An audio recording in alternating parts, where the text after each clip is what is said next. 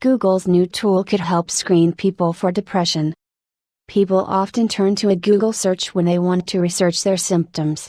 But now, people who Google one particular condition, clinical depression, on their smartphone will be asked if they would like to check if they're clinically depressed.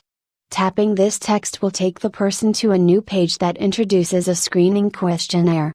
The questionnaire, called PHQ-9, is a clinically validated screening questionnaire which can help identify levels of depressive symptoms, Mary Gilliberty, CEO of the National Alliance on Mental Illness, said in a statement released by Google yesterday, August 23. The self-assessment is private, and could help determine a person's level of depression and the need for an in-person evaluation, Gilliberty said. 9 DIY ways to improve your mental health. The screening questionnaire is not meant to act as a singular tool to diagnose depression. In other words, a person can't be diagnosed with the condition simply by taking the survey online. Rather, it's designed to help increase awareness and could lead people to seek treatment, Gilliberty said.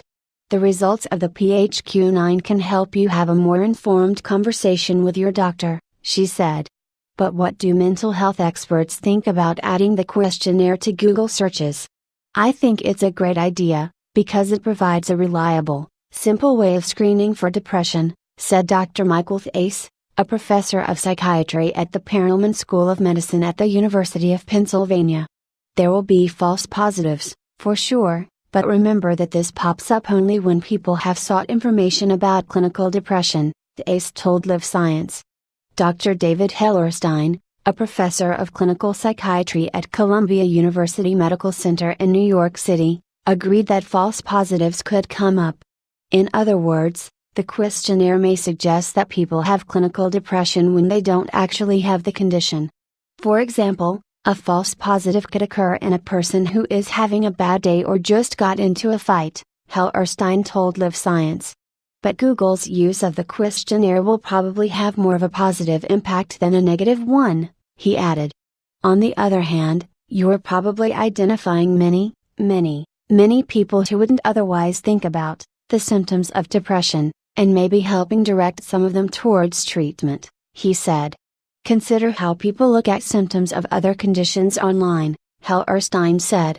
A questionnaire about asthma symptoms that mentions shortness of breath could capture a person who is having a heart attack, or someone who just had a cold. But you'd probably also find a lot of people in the middle who did have asthma, so it could raise awareness, he said. For depression, this awareness is important. Depression remains under-recognized and undertreated, Hellerstein said.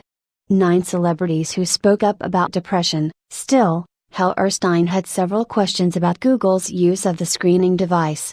For example, the questionnaire Google is using is a really useful clinical screening instrument. However, it probably wasn't designed to be used in a random population but rather in clinical and medical settings, he said. This gives researchers an opportunity to make the questionnaire more reliable for widespread use, he added. Another question is, what would happen if a person took the questionnaire and learned that he or she was really severely depressed? Hellerstein said.